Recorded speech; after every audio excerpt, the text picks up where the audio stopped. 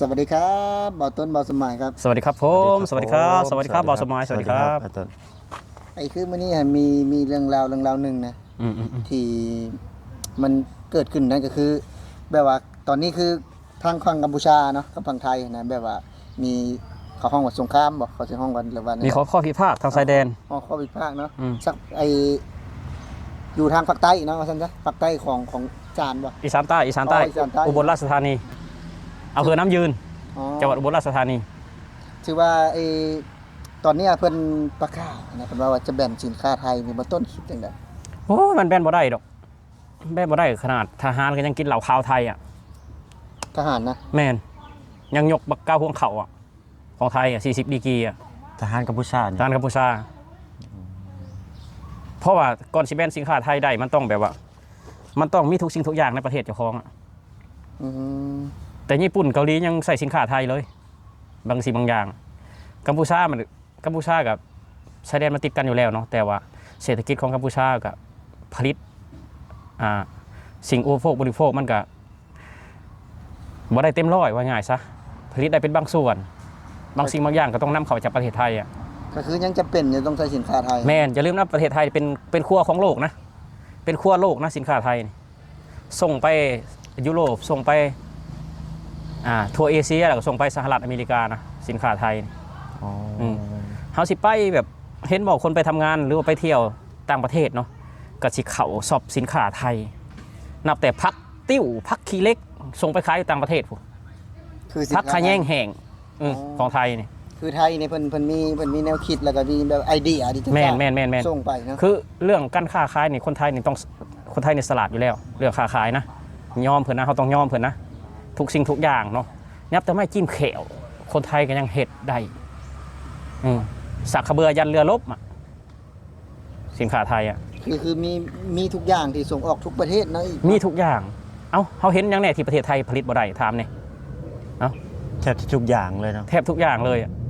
สิ่งที่ประเทศไทยผลิตได้แต่คือในกรณีนี้ที่แบบว่า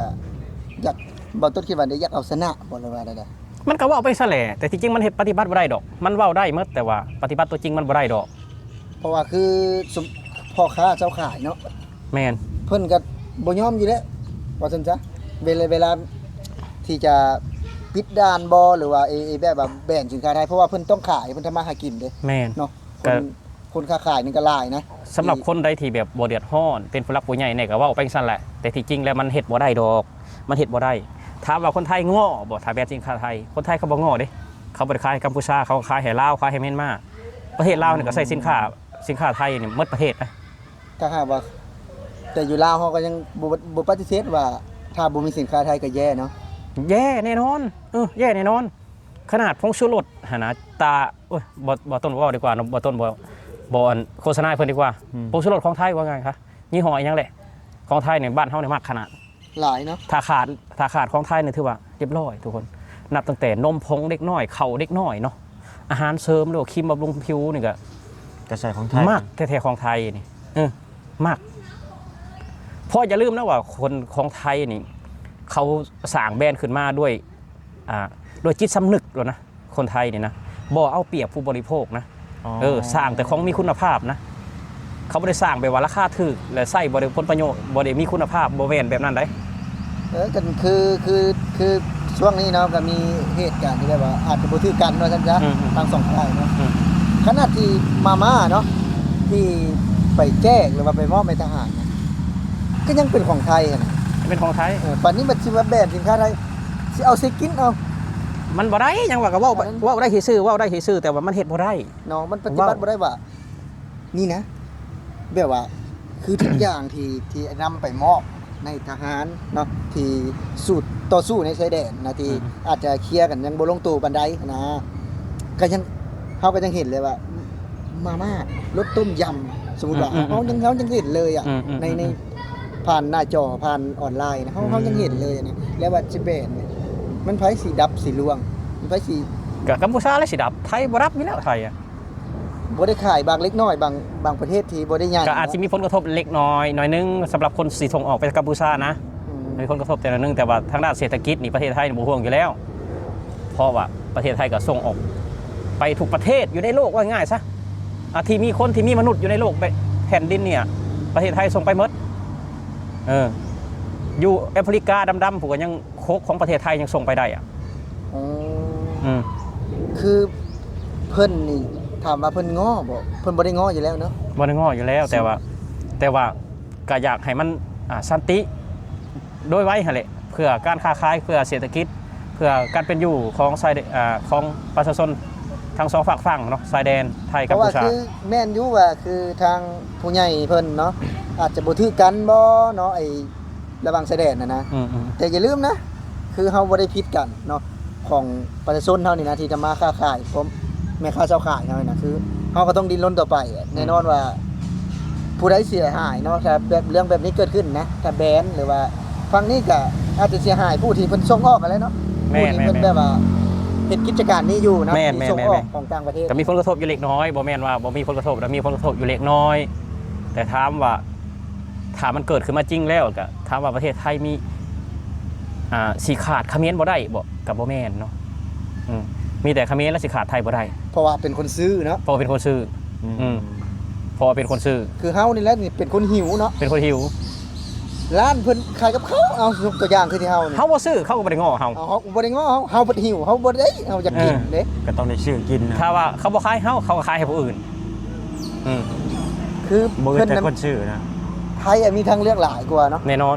หลายกว่ากัมพูชาแน่นอนเพราะว่าคือผลิตเองกินเองก็ได้เนาะขายไปให้ประเทศอื่นก็ได้แม่นเพราะว่าคือในส่วนนี้นะอย่าลืมนะคือเว้าอะไรเนาะยักษณะเนาะยักษณะซื่อๆนะแบบว่าโอ้ยว่าเอามันน่ะว่าเอามันซื่อบ่แม่นว่าเอาเผือกได้ว่าเอามันคือแบบว่าอยากเอาชนะแต่ว่าบ่เบิ่งสภาพตัวจริงเนาะว่าเฮาที่สามารถเฮ็ดได้บ่เบิ่งศักยภาพเจ้าของเก่งแต่ปากบ่เบิ่งศักยภาพเจ้าของว่าสุดท้ายเลยก็คนที่ได้รับผลกระทบก็คือคนที่ชมไส้คนที่ค้าขายเนาะว่าแต่นับตามแนวชายแดนหรือว่าอยู่ในนคร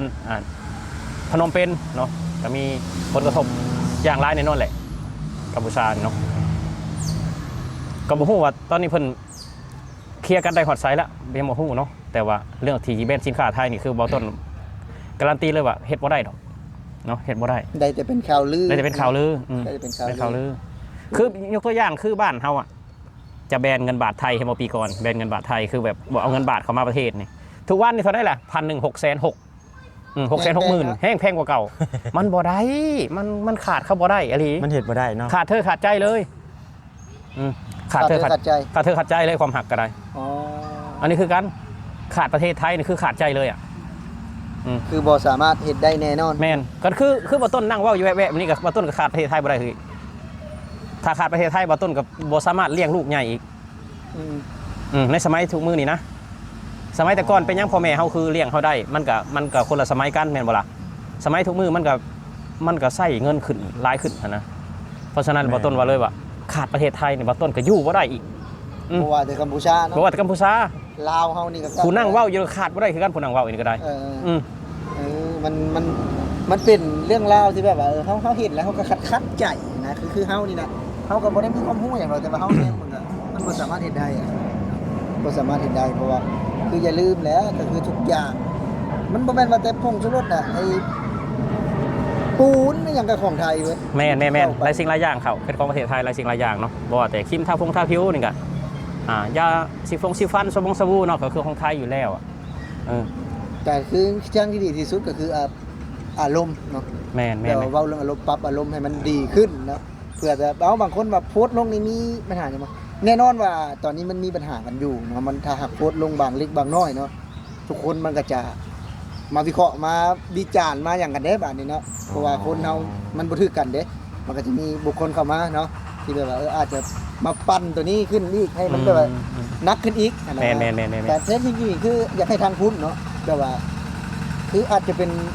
โลกโซเชียลซื่อๆนะที่มาโพสต์ลงนะถ้าหากว่าอยากให้สถานมันดีขึ้นก็เนาะควรหุบปากไว้แม่นมันจะได้ดีที่สุดนะมันก็นี่แหละทุกคนแบบว่าเหตุการณ์มันก็มีผลกระทบเนาะมีผลกระทบต่อประชาชนทั้งสองฝั่งเนาะก็คืออยู่ที่ อำเภอน้ำยืนเนาะจังหวัดอุบลราชธานีเนาะสามเหลี่ยมมรกตคือบ่ต้นทับบ่ยอดมันบ่ต้นบ่ยอดบ่ฮู้สามเหลี่ยมมรกตเนาะ บ่ฮู้ บ่ฮู้ยังบ่ฮู้เลยว่าจังหวัดอุบลก็ยังอยู่ไสบ่ฮู้อีก บ่ฮู้เลย ยังบ่ฮู้อีก คันให้ไปก็บ่ถือ น่ะ เอาบ่เคยไปเด้ บ่ต้นก็พอฮู้เนาะแบบคร่าวๆนะอยู่ในชายแดนของประเทศไทยบ่ต้นก็พอศึกษาได้อยู่พอฮู้อยู่ว่าอุบลนี่คืออีสานใต้อีสานใต้คืออุบลศรีสะเกษบุรีรัมย์ อีสานใต้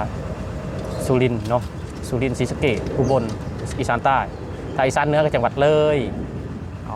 อีสานเหนือ ไปทางเลยเนาะทาง อีสานเหนือกันเลยแล้วก็อีกอย่างอุดรหนองคายกับสีเหนือเนี่ยขึ้นลงขึ้นเหนือเลย มันเป็นโซนไผโซนมันเนาะ ก็คือบ้านเฮาหั่นเอาบ้านเฮาก็คือเชียงรายอ่ะคือสยบุรีเนี่ยก็คือลาวเหนือแม่นบ่สยบุรีตรงข้ามกับจังหวัดเลยสยบุรีนี่บัดนี้จำปาสักเด้ลาวหยังลาวใต้ ลาวใต้ ลาวใต้ตรงข้ามกับจังหวัดหยังของประเทศไทยจังหวัดอุบลน่ะเข้าใจบ่อุบลก็เป็นอีสานใต้คือมุกดาหารบ้านเฮานี่คืออีสานกลางสวรรณเขตอีสานกลางนครพนมก็อีสานกลาง บ่คือเฮางงมันประเทศไทยมันกว้างเด้คือภาคใต้ภาคเหนือภาคกลางก็มีคือกันบ่ ก็มีคือกัน อ่า ภาคเหนือก็เชียงใหม่เชียงรายภาคใต้ก็นาราธิวาสปัตตานีพวกนี้ใต้นะ ภาคกลางคือกรุงเทพ ภาคกลางคือกรุงเทพภาคอีสานคือตะวันออกเฉียงเหนือ อ๋ออันนี้เว้าเรื่องโซนภาคอีสานตัวนี้นะ อีสานภาคตะวันออกเฉียงเหนือ แต่ว่าอันนี้อีสานใต้มันมีวงเวียนอีสานอยู่จังหวัดอีสานหลายเนาะจังหวัดมีหลายจังหวัดภาคอีสานนี่นะแต่ว่าอุบลราชธานีคืออีสานใต้จังหวัดเลยนี่คืออีสานเหนือมันก็เป็นแบบนี้แหละแต่เหนือใต้ก็มีคือกันกลางตะวันออก อ๋อ ตะวันออกคือชลบุรีอันนี้คือเว้าถึงโซนอีสานว่าซั่น แม่น อีสานใต้ อีสานใต้ บ่แม่นภาคใต้ บ่เป็นภาคใต้และอีสานใต้ อีสานใต้บ่ยัดว่าภาคใต้เห็นบ่ ภาคใต้ก็ผู้แรกนาราธิวาสปัตตานีผู้แรกภาคใต้ สำหรับคลิปนี้ก็ขอบคุณเนาะทางบ่าวสมหมายเนาะแล้วก็ทางบ่าวต้นที่เพิ่นมาได้เว้าข้อมูลเนาะประมาณหนึงพี่น้องซึ่งว่าเป็นการแบนสินค้าไทยเพิ่นเว้าพันธงหน่อยไอ้ต้นเนาะว่า เฮ็ดบ่ได้ สามารถเฮ็ดได้บ่ได้นะ เฮ็ดบ่ได้ บ่าวสมหมายคือกันเนาะ แม่นเฮ็ดบ่ได้ สำหรับ ครั ค บ ลิปนี้ขอลาพี่และน้องไปก่อน สวัสดีครับ สวัสดีครับ ผมสวัสดีครับ สวัสดี